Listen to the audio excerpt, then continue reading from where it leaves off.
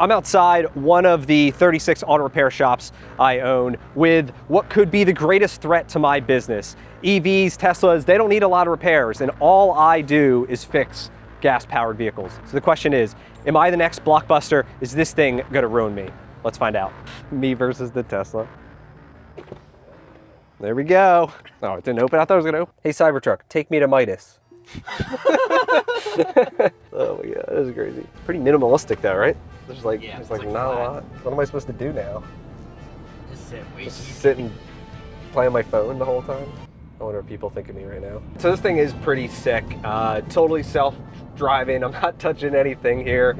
And you can really tell, like, this is the future, right? That, you know, you can just get in your car and just drive, and I can watch videos on my phone and play around, and like, this is the future. And that's, I think, the scariest part of being in the auto repair business, is we feel like we're just, you know, driving this like super fancy computer, and how the heck are we supposed to be able to fix this thing? All right, Cybertruck tour. First, let's start with the frunk. So there should be a gas-powered motor here, but there's not. Instead, we have cushions.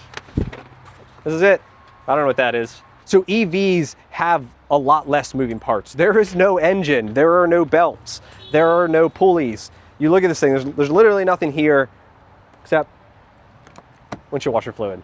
And so there's a lot less moving parts. A lot of people think that a Cybertruck looks like a trash truck. There's these videos online of raccoons prying back the, whatever this is, the cover here, because they think there's food inside, which, you know, I can see the similarities.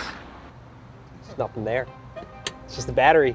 You can't really see it. It's all actually closed off. Part of the big concern, A, there's a whole lot less moving stuff, but it's also like not like easily accessible to fix, and we don't really know how to fix them because we just don't see that many of them. Like, we don't see that many Teslas or Cybertrucks, like period. You know, I think that's the big concern, is that it's like this new technology that's coming, but then we don't, like, we're in the business of fixing things, and we just don't know how to fix it. I was out, I had dinner with this guy. He had to drive like an hour and a half home and was like having a bunch of drinks. And then I was like, man, this guy's super irresponsible. And then he hopped in his Tesla. And you were like, I was like, and he's like, yeah, I don't know. He's like, I just sit there. It's not allowed. It was still irresponsible, but that's what people want. People want like self-driving. They don't necessarily want EVs. Will they get their time back? Yeah. What do you think he's doing? Yeah, you want to see it? Did you do it already? I'm trying to get everyone on the truck. Yeah, I mean, we drove it. Yeah, if you guys want to see it. It's so sterile in here. Like, it's just so, Yeah. like... There's a screen back here. Yeah, There's theater mode. the theater mode, so we can watch YouTube. One of you turned Topper's new puppy into a demon. It says 4 million views, by the way. Click on the little car all the way to the left, and then you can go to self-driving. And then there's different like modes. So we had it on chill mode, but you can like turn it to like an aggressive mode. Hurry, Mad Max. Mad Max. We'll do Mad Max. on the way home, we'll do Mad Max. Yeah, I was gonna say, That's like asshole mode. You guys excited to fix more of these? probably. As long as we can train our guys on it, I'm down. And then there's all the sensors, right? So then there's like LiDAR and radar, and Yeah, those are somewhere else. you can't even see them. Yeah, so there's a camera. There's definitely gonna be a camera up there. Pretty crazy. It's super sleek. I mean, it looks kind of silly, like the shape of it. Yeah. but When you're it's in it, pretty you cool. kind of forget. Yeah. Yeah. You're just like, You're just like, this is kind of sick. Yeah. So what do you guys want to do with it? nothing really. This is it. Just show people. Just show people. Yeah. It kind of sucks to drive. Like, I drove it like manually. It's like not fun. All right, so look at this. So he's got all these cars that are parked there. Like, I wonder if it knows that that's a dealership. We have to go across 2 lanes to get into our other 2 lanes. And then over here, it's all backed up. I usually don't even try to make a left here. I usually try to just make a right. And here we go. Here we go. Go, go, go. It did do it. Oh, man. I made it. My leopard print car with the rainbow. All right, what do we want to talk? Now we gotta like get back to making the Then video. we go back to me. We gotta be serious, guys. This is a serious topic. Am I scared about EVs crushing my business? That we're gonna become the next Blockbuster, become irrelevant by this? Honestly, fun car to not drive. There's a legitimate threat, but in reality, that threat could be 10, 15, 20, 30 years from now. And we talk about the amount of cars that are on the road today, the speed at which change happens, the runway that we fix cars. And so, yes, it's legit, but it's nothing anytime soon. And like in the meantime, we can make a lot of money. And I think that's the main takeaway from all this. And the way that I see the world is for all the people that want to get out and they're afraid of the future and they're afraid of change, they want to sell their business, and I'm buying them. You know, I bought my first 2 stores in 2016. Today I own 36 shops. Our goal is to get to 50 over the next couple of years.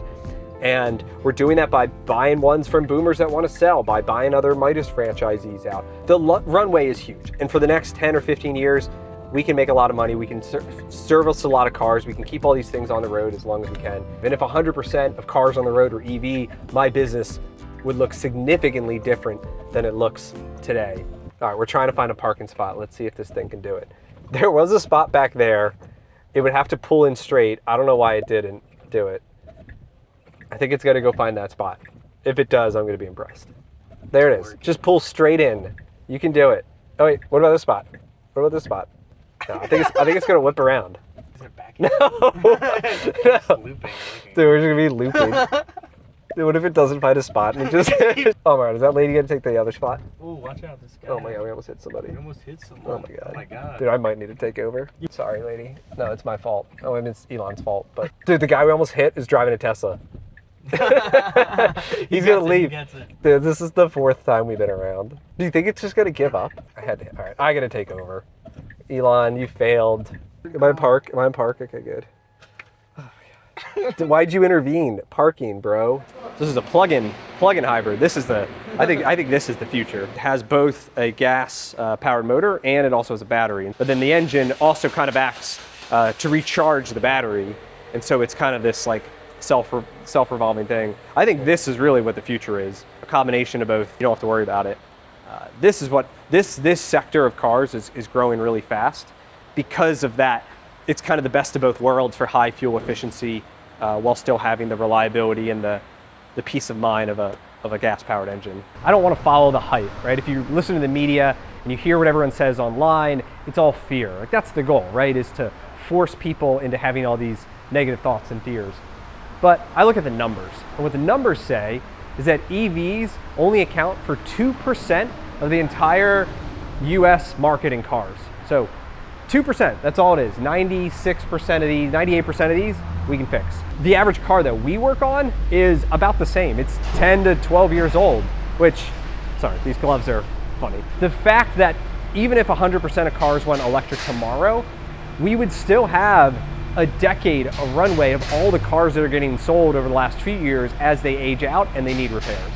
And finally, people don't love EVs. They love self-driving vehicles. They love the technology. They love Teslas is really what they want. Ultimately, when Toyota and Honda and all these other companies come out with self-driving vehicles and new technology, then like people are just gonna keep doing that. So I'm not totally ignorant to the fact that times are changing and we need to have a plan to adapt, to learn, to evolve, because if not, maybe we will end up like Blockbuster. And so what we're doing is, first, we gotta understand that these EVs, these Teslas, they still need brakes, they still need tires, they still need suspension work. And also, there's a whole bunch of new stuff that maybe, yeah, there is no belts and pulleys and like moving parts, but they have cameras, they have sensors that fail, that need a replacement, that need calibration, and yeah, maybe there's like less repairs, but the repairs come more expensive. And these batteries, to replace a battery on these EVs is crazy expensive. I don't know what the stat is, someone in the comments can put it, but it could be $10,000, $15,000, $20,000. So there's services that we're not doing today that we'll do in the future. And then that's how businesses like mine learn to adapt and evolve and grow no matter what comes at us. And mechanics by nature are resourceful people. They're gonna want to figure it out. They're gonna want to be able to learn a new technology, buy new tools, and solve the problems. So that's the biggest reason I'm not worried, is because we don't know it today. Well, guess what? So there's lots of repairs that we do that we didn't know how to do, but we figured out. Times will change, cars will change, we will change too, and ultimately, those who don't want to change and don't adapt are gonna want to get out. And guess who's gonna be ready to buy them and continue to grow the business? Me. So my daily rental is now over, and as fun as this car was to drive, I'm not worried about it hurting my business in any way. In fact, we're gonna keep growing, we're gonna keep making money. I'll see you in the next one. For all you business nerds out there, I have a second channel where I do deep down tactical videos on how I've built my company to over $50 million in revenue. You can click here to watch that channel. And if you're not a serious business owner, you can go watch this video I did about Little Caesars. Me versus the Tesla. That was pretty sick. Jail, that was the This is jail. Dude, what if I can make the fart noise? Hold on. Damn. That's supposed to fart at us. Wait, do it again and I can put the fart noise in.